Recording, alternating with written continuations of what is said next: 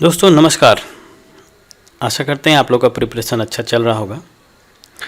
आज का जो वीडियो है उसका मेन टॉपिक ये है कि आज हम लोग डिस्कस करेंगे फ्लूइड मैकेनिक्स के बारे में। यानी फ्लूइड मैकेनिक्स का सिलेबस गेट में क्या है, कौन से बुक्स को फॉलो करें और उन बुक में से कौन से चैप्टर को हम लोग पढ़ें। और इसके सब्सिक्वेंट कुछ वीडियोस आएंगे जिसमें इसके आगे भी हम लोग बात करेंगे, जैसे उस पर्टिकुलर चैप्टर से कौन कौन से क्वेश्चन इंपॉर्टेंट आते हैं। बट पहले बात करते हैं हम लोग इस पर्टिकुलर सिलेबस के अंतर्गत। तो आपको याद होगा कि लास्ट वीडियो में उसका लिंक हम दे देंगे, हमने बनाया था। उसमें आप लोगों को टोटल 11 टॉपिक के बारे में बताए थे कि 11 टॉपिक है आपका गेट मैकेनिकल इंजीनियरिंग के, आपका जो सिलेबस पॉइंट ऑफ व्यू से देखा जाए तो, जिसमें 2 टॉपिक्स को अगर निकाल दीजिए जो कि इंजीनियरिंग मैथमेटिक्स है और जनरल एप्टीट्यूड है जिसमें इंग्लिश और रीजनिंग वगैरह है। तो इनको अगर 2 मेन टॉपिक को अगर आप निकाल देते हैं तो तकरीबन 9 बचते हैं हमारे मैकेनिकल इंजीनियरिंग वाले पोर्शन। अब उस मैकेनिकल इंजीनियरिंग में से भी हम लोग डिवाइड किए थे, जैसे 5 और 4 करके सब्जेक्ट आते थे। 5 मेजर थे और 4 आपके माइनर सब्जेक्ट के बेस्ड ऑन इम्पोर्टेंस उसको हम लोग कैटेगराइज किए थे। उस वीडियो को आप लोग देख लीजिएगा तो क्लियर हो जाएगा उसमें से। बाय द वे उसका लिंक भी इस वीडियो के डिस्क्रिप्शन में हम डालने की कोशिश करेंगे। एनीवे, तो उसमें से एक मेजर जो आपका टॉपिक कह लीजिए वो आपका फ्लूइड मैकेनिक्स भी है। अब ये जो आप पॉइंट देख रहे हैं यहाँ पे, यानी 1 से लेके तकरीबन 11 तक, ये आपका fluid mechanics, basic fluid mechanics के अंतर्गत आता है। और ये लगभग जो 12th पॉइंट देख रहे हैं ये बेसिकली एप्लीकेशन पोर्शन में आता है, जो कि टर्बो मशीन के नाम पे होता है। ठीक है, अब इस पे बारी बारी से एक एक करके जाएंगे हम लोग थोड़ा। अब आप समझिए कि तकरीबन हमने एनालिसिस भी किया था एक वीडियो में कि तकरीबन इससे हर साल लास्ट 18 साल के क्वेश्चन को हम लोग एनालाइज किए थे और हम लोग देखे थे कि तकरीबन 11 से 13 क्वेश्चन के बीच में आता है इससे हर साल। 13 क्वेश्चन इसलिए बोल रहे हैं कि 11 तो आपका फिक्स है, तकरीबन एवरेज रहता है, लेकिन 13 इसको इस टर्बो मशीन के पार्ट को मिला दे तो लगभग 2-3 मार्क्स का इससे भी आता रहता है, इसलिए इसको तकरीबन 11 से 13 मार्क्स बोल रहे हैं। अब इस टॉपिक्स का जो मेन आधार है, यानी इनको कहाँ से पढ़ें, कुछ कन्फ्यूजन लोगों के बीच में होता है। कुछ स्टूडेंट्स ऐसे पूछ भी रहे थे कि किस बुक को फॉलो किया जाए ताकि हमारा जो कंसेप्ट है वो क्लियर हो जाए। देखिए, एक बात हम बार बार रिपीट करते हैं कि ये गेट क्वालिफाई करना कोई बड़ी बात नहीं है।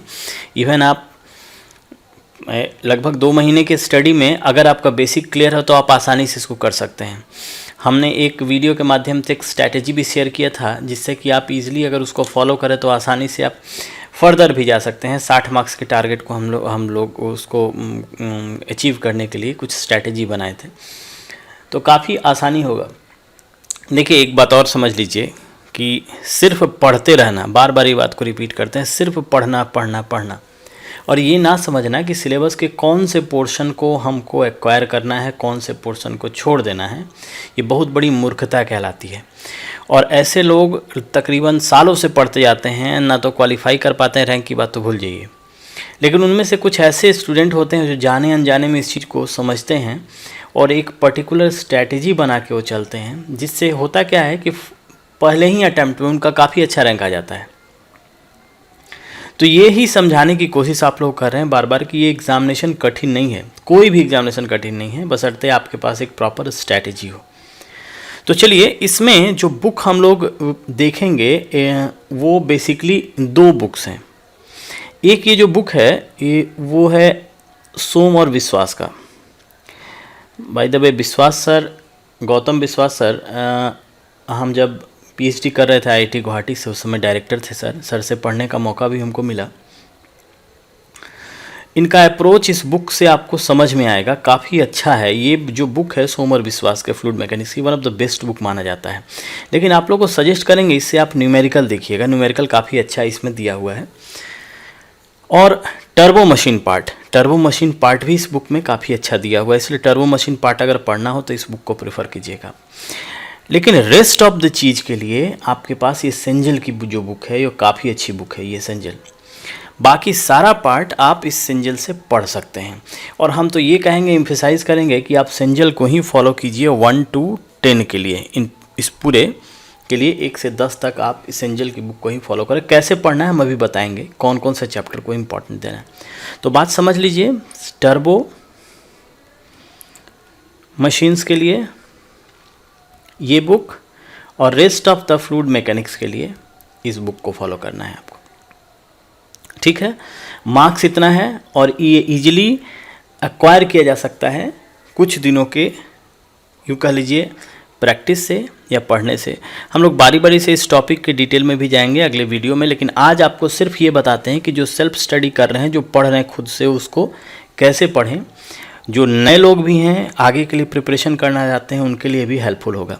तो चलिए हम इसके कंटेंट्स को यहाँ पे, सेंजल की बुक के कंटेंट्स को हम यहाँ पे रखे हुए हैं, और ये तकरीबन, इससे आप लोग को समझाते हैं, ये तकरीबन 5 पेज है जो कि कंटेंट्स है इसका, और लगभग ये 15 चैप्टर के अंतर्गत ये डिवाइड किया गया इस पूरे इंटायर बुक को। लेकिन 15 चैप्टर नहीं पढ़ना है आप लोगों को। आप लोगों को गेट पॉइंट ऑफ व्यू से या कुछ बेसिक बिल्डिंग के पॉइंट ऑफ व्यू से भी आपको कुछ चैप्टर्स बताएंगे जो कि पढ़ना है। एक बात और याद रखिए, कुछ ऐसे चैप्टर्स हैं यहाँ पे जिससे डायरेक्ट क्वेश्चन नहीं आता है, लेकिन उसका यूज़ है आगे चैप्टर में, इसलिए पढ़ना ज़रूरी है। तो सबसे पहला जो आप लोग को पढ़ना है वो ये फर्स्ट जो चैप्टर है। फर्स्ट चैप्टर पूरा नहीं पढ़ना है, हम यहाँ मार्क कर देते हैं, आप लोग नोट करते जाइएगा। ये बुक अगर है आपके पास तो अच्छी बात है, अदरवाइज़ आपको इंटरनेट से बहुत सारा साइट्स है जहाँ पे आप इजीली इसके सॉफ्ट कॉपी को भी डाउनलोड कर सकते हैं, और जिनको हार्ड कॉपी पढ़ना है वो परचेज़ कर सकते हैं। चाहे तो हम इसका लिंक वीडियो के डिस्क्रिप्शन में डाल देंगे, अगर आप लोग चाहते हैं तो वहाँ से परचेज़ करें, अदरवाइज़ आप लोग कहीं से भी परचेज़ करके ले सकते हैं। सुझाव बस इतना ही है। ओके, ये पहला चैप्टर जो है, पहले चैप्टर में आपको ये वाला 1.3 पढ़ना है, 1.4 पढ़ना है अच्छी तरीके से, 1.5 समझना है, ठीक है। बस यहाँ से पहले चैप्टर से इतना ही पढ़ना है। हाँ, एक और 1.1 छूट गया, ये बेसिक चीज़ें हैं, क्वेश्चन तो यहाँ से आता नहीं है, लेकिन ये समझना बहुत ज़रूरी है, ठीक है, कि है क्या, तब आगे का जो कंसेप्ट है और आपका क्लियर होगा। सेकेंड चैप्टर में आते हैं, ये बहुत इंपॉर्टेंट है, इंटायरली इंपॉर्टेंट, इसमें सारे के सारे चीज़ों को आपको अच्छी तरीके से पढ़ना है। याद रखिए, इसमें कुछ सॉल्व एग्जाम्पल होंगे, उनको देखना है, समझना है अच्छे तरीके से। उसको सॉल्व करने के लिए नहीं बोल रहे हैं, बट समझिए उसको अच्छी तरीके से। तीसरे चैप्टर में आते हैं। तीसरा चैप्टर भी आप लोग के लिए काफ़ी इम्पॉर्टेंट है, इसको भी आप लोग अच्छी तरीके से पढ़िएगा। इसमें स्किप कर सकते हैं आप लोग चाहें तो, लेकिन स्किप करने के लिए आपको सजेस्ट नहीं करेंगे, कोशिश कीजिएगा आप इसको पढ़ जाइए। वैसे 3.5 जो है वो ऑप्शनल है, इसको आप चाहें तो छोड़ भी सकते हैं, लेकिन 3.6 बहुत ही इंपॉर्टेंट है, और 3.7 पार्शियल, लेकिन फिर बोल रहे हैं इसको पढ़ लीजिएगा, काफ़ी मदद मिलेगा आप लोगों को। ओके, अब आते हैं ये चौथे चैप्टर में, यानी थर्ड वाले में, ये फ्लूइड काइनेमेटिक्स में। काफ़ी इंपॉर्टेंट है, Lagrangian and Eulerian description indirect या डायरेक्ट, कई बार क्वेश्चन इससे पूछा है मटेरियल डेरिवेटिव वगैरह से, इसलिए इसको पढ़ लीजिएगा। फ्लो पैटर्न को भी जानना काफ़ी ज़रूरी है, इसको आप छोड़ सकते हैं, ठीक है। Types of motion and deformation of fluid, ये देख लीजिएगा, इसका भी एप्लीकेशन पार्ट आता है। वोर्टिसिटी भी इंपॉर्टेंट है आपको। रिनॉल्ड्स ट्रांसपोर्ट थ्योरम छोड़ सकते हैं, और चाहे तो इसको थोड़ा सा देख लीजिएगा, कैसे सिस्टम और कंट्रोल वॉल्यूम कंट्रोल सिस्टम में बेसिकली रिलेशन बैठाने के लिए इसका यूज़ किया जाता है। तो इसको आप चाहें तो देख सकते हैं, ये ऑप्शनल है, इससे डायरेक्ट क्वेश्चन आता नहीं है। कभी कभी एक आध बार देखे हैं, बहुत पहले पूछा है, लेकिन वो भी डायरेक्ट नहीं है इससे। ये very very important Bernoulli's equation, इसको अच्छी तरीके से इस चैप्टर को पढ़िएगा, इसमें से कुछ छोड़ने वाला नहीं है, काफ़ी इंपॉर्टेंट है, और मेजोरिटी कहिए तो मैक्सिमम क्वेश्चन इससे डायरेक्ट ही आ जाते हैं। इसका जो सॉल्व एग्जांपल है उसको भी अच्छी तरीके से आप लोग को देखना है।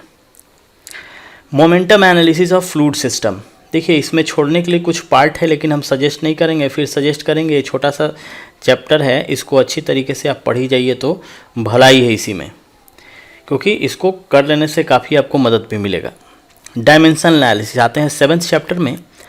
आप 7.3 से स्टार्ट कर सकते हैं, 7.4 पढ़िए आप, और ये 7.5 पढ़िए, बाकी कुछ पढ़ने की आपको ज़रूरत नहीं है इसमें से, ठीक है।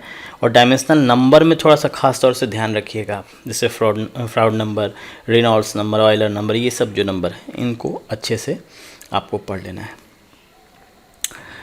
इंटरनल फ्लो काफ़ी इंपॉर्टेंट है, पाइप से रिलेटेड है, इंट्रेंस रीजन वगैरह, लेमिनार पाइप के अंदर क्या क्या होता है, माइनर और मेजर जो आपके लॉसेस होते हैं उनसे। अच्छा, ये वाला जो पोर्शन है, ये वाला पोर्शन अपना दिमाग लगा के आप लोग देख लीजिएगा। कभी कभी कुछ कुछ जैसे आपका हो electromagnetic flow meter, vortex flow meter, कभी कभी कुछ क्वेश्चन आ जाते हैं, लेकिन इसको इतना सीरियसली लेना नहीं है।